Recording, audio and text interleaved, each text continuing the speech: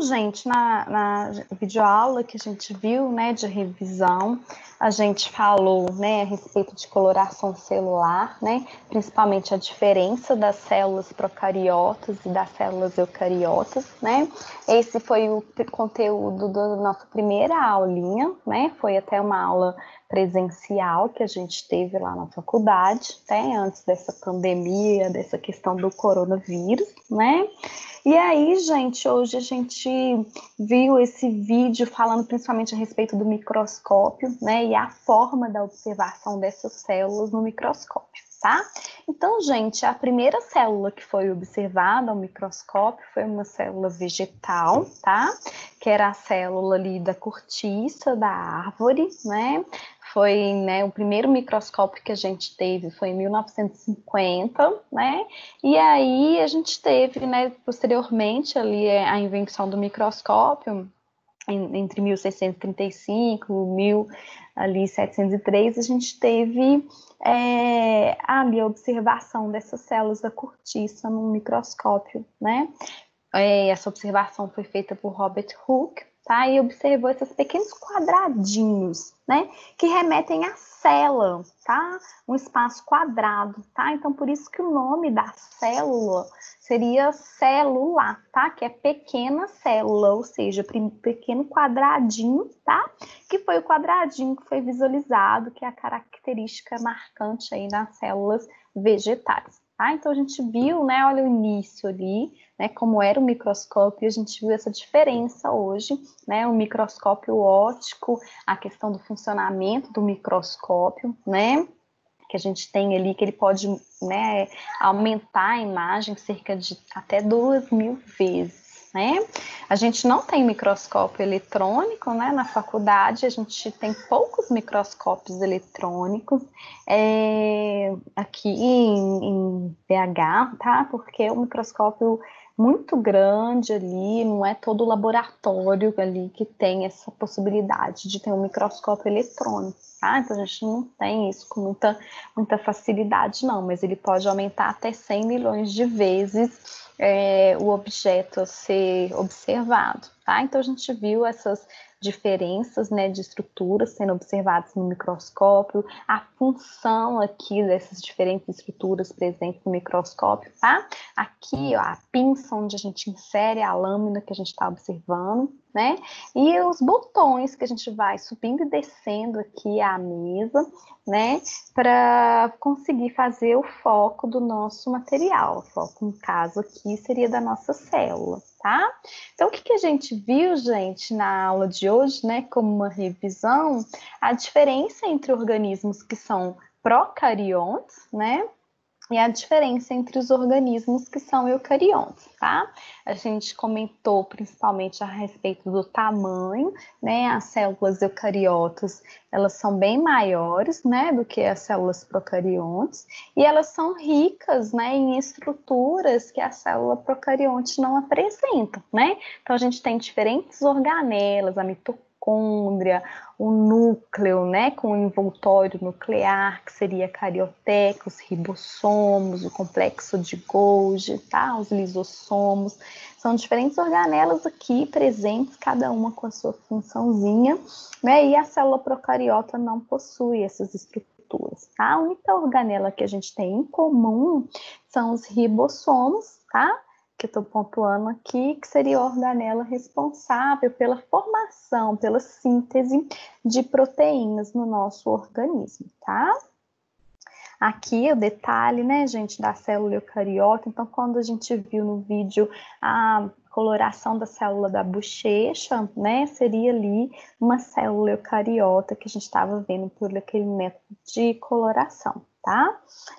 Quando a gente fez e visualizou a coloração no iogurte, né, a gente usa Yakult na nossa aula prática, super bacana, assim, daquele cheirinho super bom, dá vontade de tomar o Yakult na hora que a gente está fazendo a prática, tá? Aí a gente vai ver as células procariotas, tá? São as células ali gram-positivas, que foram coloradas pelo método, né, de coloração com azul de metileno. Bom, gente, então a gente viu essas diferenças, né? A gente falou bem a respeito da membrana, né? Que são ali bem visualizadas nessas técnicas de coloração, né? E aí eu vou mostrar a questão da parede celular, né? Que foi comentado a respeito da coloração das grãs, né? A diferença aí entre as grãs positivas e as grãs negativas, né? Bom, gente, então, né, a gente vê que nas células procariontes, né, a gente vai ter uma estrutura importante, né, que é essa estrutura que é a parede celular, né? E aí a gente tem nessa parede, gente, que a gente mencionou na aula de hoje, uma camadinha que é denominada peptídeo-glicano, tá? Que vai possibilitar a coloração de grão. Tá? Então, assim, algumas bactérias possuem cápsula, né? Que é a estrutura que vai conferir mais proteção, né? Vai permitir que ela fique em ambientes mais hostis, possa sobreviver em ambientes mais hostis, tá? Nem toda bactéria possui essa cápsula, e logo após aqui a gente já vai ver a parede celular que fica, né, acima da camada da membrana plasmática, tá? E aí, gente, o que é essa questão, né? Dessa diferença entre as gram positivas e a gram negativa, tá? A camada de peptídeo-glicano, né, que é a estrutura que está presente na parede celular, ela é a camada que vai conseguir absorver o corante, tá? No método, né, de coloração de grão, tá? A gente usa o corante cristal de violeta. E aí, o que acontece, gente, que a gente visualizou lá no vídeo, né? A célula gram-positiva vai ter essa parede aqui bem espessa, tá? E essa parede é a parede responsável por absorver o corante, tá? Então, gente, na hora que a gente joga o corante sobre ela, por essa parede ser espessa, ela vai absorver muito corante e vai ficar roxa, tá? A célula gram negativa, que é essa que eu estou mostrando aqui agora para vocês, ela tem a parede aqui de peptídeo-glicano bem fininha, bem menos espessa, tá? Então, na hora que a gente joga, é o mesmo corante. Na hora que a gente joga o corante sobre ela, ela não tem a capacidade de absorver o corante da mesma forma, tá? Então, ela vai ficar um rosa clarinho, tá? Então, a gente chama essa célula de gram negativa. Tá?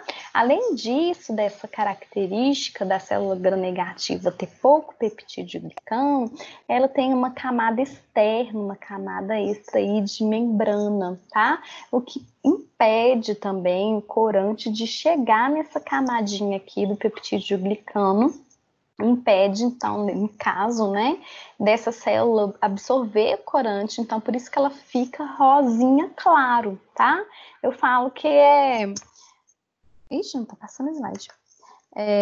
Isso, fica aqui um rosa claro. Então, aqui numa ilustração esquemática da gram positiva e aqui na gram negativa, tá? Quando a gente olha no microscópio, ó, gram positivo, aqui com a seta, e a gram negativa, a gente vê esse rosinha claro, eu falo que é um rosinha meio desmaiado, tá? Porque é o mesmo corante, tá, gente? Cristal de violeta, a gente usa o mesmo corante, só que uma célula puxa muito corante, né? Cora muito viva, que é a gram positiva. A outra fala que é aquela coloração mais desmaiadinha, puxa pouco corante, e aí vai ficar a gram negativa, tá? Geralmente, gente, as bactérias gram-negativas são bem associadas ali à patogenicidade, tá? Infecções, e também temos algumas gram-positivas, como por exemplo os estafilococos, que, né, estão associados aí a diferentes infecções em diferentes regiões presentes no nosso organismo. Tá? Então, a gente viu hoje como que a gente faz essa coloração, né, pelo método de grão. A gente viu, né, a coloração ali presente no SWAB, né, para ver as características das células eucariotas, tá? A gente viu também a diferença das eucariotas animais e das eucariotas vegetais, tá? Então, era para ilustrar aqui para vocês nos slides, né, para situar vocês o conteúdo que a gente observou no vídeo. E aí, pessoal, depois